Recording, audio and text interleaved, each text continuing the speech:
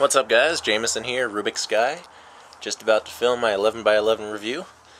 Right now I'm at a friend's house, and he is so gracefully setting me up with this little cabin. I can get a bigger shot of it. Little shed thingy. Yeah. Make sure yep, there we go. Alright, so inside I go.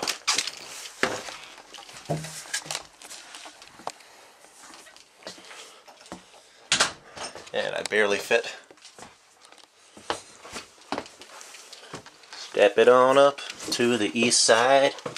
Move it on up. Sweet. And no, I can't stand up in here. And my back is bent too. But whatever, this is my workstation. So this is how I set up to film a review usually. And I got a preference question for you guys. I'm going to film this review at a certain camera angle, but I want to know what you guys would prefer for future videos. Camera angle like this, if I can put that in my tripod. Giggity, giggity. There we go. So a camera angle like this for a review, which I think is what I'm going to go for today. Or I can raise this up, tilt this down, and then you get an angle like this. So, all depends what you guys would like. So let me know in the comments. I guess have a good one. What's up guys? Jameson Rubiksguy here. Hello and welcome to my review of the Yuxin, or Yuxin, Y-U-X-I-N, 11x11. Let's see if we can see the logo there. Yep, Yuxin. Back on with the wide angle. To start off with, obviously the first thing you notice about the cube is its tremendous size. I'm 6'7", I have huge hands, we've gone over this. And yeah, I can barely wrap my thumbs around it. About there. Most people that I know have to take the cube and turn it like this around the top. But luckily I can get all the layers myself, like that. Size comparison to a 3x3. It is huge. Let me fix that there. And a 7x7. Seriously, this, wow. It's like another 3 or 4 layers on top of the 7. And the most recent review I've done is the 8x8. So there's that. First of all, I have to say the turning quality on the 11x11 is amazing. You would think that it would suck based upon the size of the cube, but it is. I didn't put any lube in this. You can easily finger trick it. I'm doing the U2 finger trick. Algorithms are hard as hell though, because yeah, you can't get your hands around the puzzle. The cube will lock up occasionally and catch pieces similarly as the 8x8 does, but that's a rare occurrence. And the mechanism is just like a V-cube. I mean, it is a V-cube knockoff after all. 4 edges here. And let's see if we can get in there. Oh, that's good. Okay.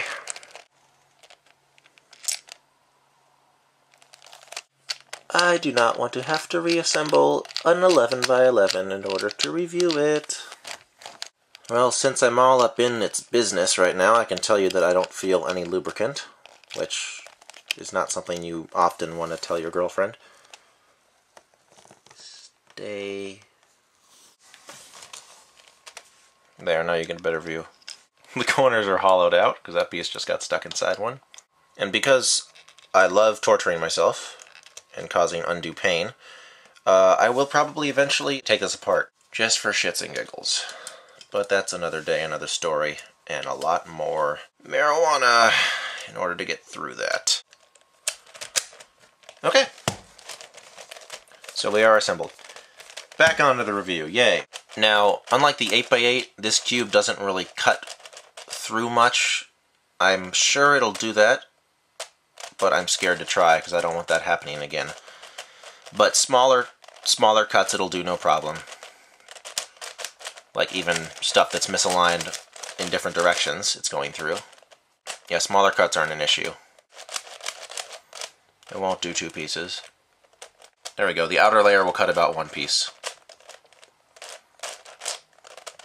If you have anything on the inside, feel free to try to cut that. It'll cut an inside piece like that. But as long as you're cautious and don't turn like a maniac, the 11x11 will treat you very well. Like I said, the cube's turning quality is amazing. And I don't know how Yuxin made a good 11x11, but they did it. I'm pretty sure that I'm quoting somebody, but I don't remember who it was. And for obvious reasons, I don't want to mess this up, but I will go ahead and do the renowned checker pattern. I think this cube has a total of 652 pieces or something crazy like that. I'll post it in the comments I'll post it in the description when I find out the answer. There we go. On to the sticker quality.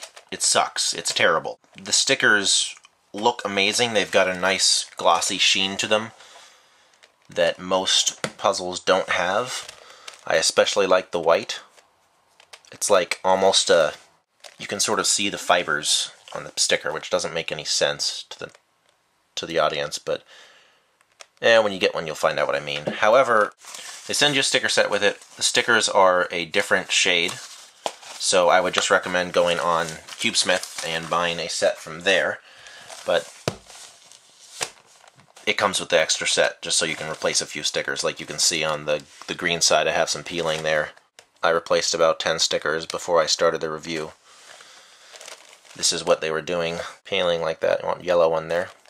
So turning quality is great. Stickers are terrible, but they got a nice sheen to them. And what else we got? Size. It's immense. Now you're probably wondering where you can pick one of these up and how much it costs. The cost is $150. It's very steep, but this is the going cost for the 11x11. It's expensive, but it is something that I would recommend buying. I got it for a discount to do a review, and I saved up my money for a few weeks before I could afford it. In order to buy one of these puzzles, you want to go to e3cubestore.com, and they don't have it listed. If you email them through their Contact Us form, they'll be happy to send you a PayPal request and whatnot. Tell them I sent you, and maybe I can get some kickback. Now, just let them know I sent you for helping me out, if you would.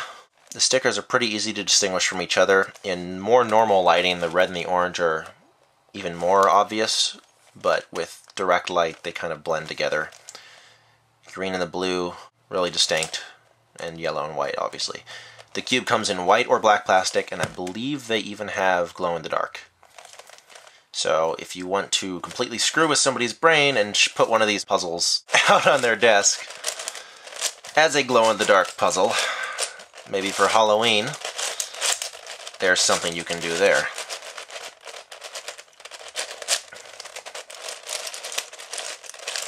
Let me just mix this up for you, because as far as I'm concerned, I've covered all the important topics.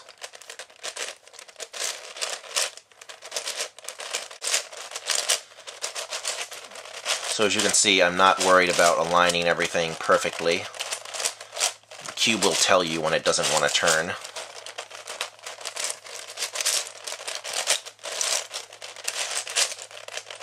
I just realized I switched angles.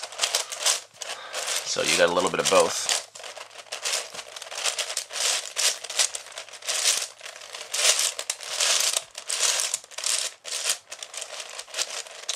So that looks thoroughly foobar. Yuxin 11x11 cube, I would highly recommend buying one. Save up your lunch money or whatever you need to do. This cube I fantasized about for a while. Giggity. And finally got one. Some random side notes. When you turn a layer, all of the above layers turn, which is nice. The turning quality and speed is just a little bit slower than a v-Cube 7 with a adjustable core. But it feels very sleek, and once again I haven't lubed this. So thank you Elijah and Evan of E3cubestore. Thank you so much for the 8x8, the 11x11, in order to make these reviews for you guys. And because I just really wanted the puzzle myself. Email. Alright, so next week, as I have told you before, in 2 weeks, I'll be putting up a review of the helicopter dodecahedron cube, which looks like this. Hand in a hand in a cube, or cube in a hand in a hand. And a hand. Yeah. And there's me and Philip DeFranco. News and stuff and things and words. So as always, my name is Jameson O'Connor. You've just been Jamesoned in. I love your faces, and I'll see you next time. Jameson, Rubiksguy out. Check out e3cubestore to buy one of these amazing puzzles. I'll see you guys around. Just thought I'd throw in that it takes me about an hour and a half to solve this. Maybe an hour and 20. I don't know. I've only solved it like 3 times. Once that was actually timed-ish. So yeah. Once I get a full-time solve, I'll let you guys know. But about there. When I had Alex solve it, it took him 50 minutes just to do the centers. There are 81 centerpieces. And 121 pieces per side. It's a big puzzle. Buy one. You seriously won't be disappointed. Unless you don't like 11x11s, then I think you would be. Huh. But now I'm just getting all metaphysical. But no, you wouldn't be disappointed then, because you would know what you were expecting. You would be expecting it. Disappointment comes from expecting something and getting something different. You knew you wouldn't like an 11x11 to begin with, yet you still bought one, so no, you wouldn't be disappointed. You'd be stupid. But for everybody else, enjoy your 11x11. Do not give Jameson a camera. That's all I gotta say.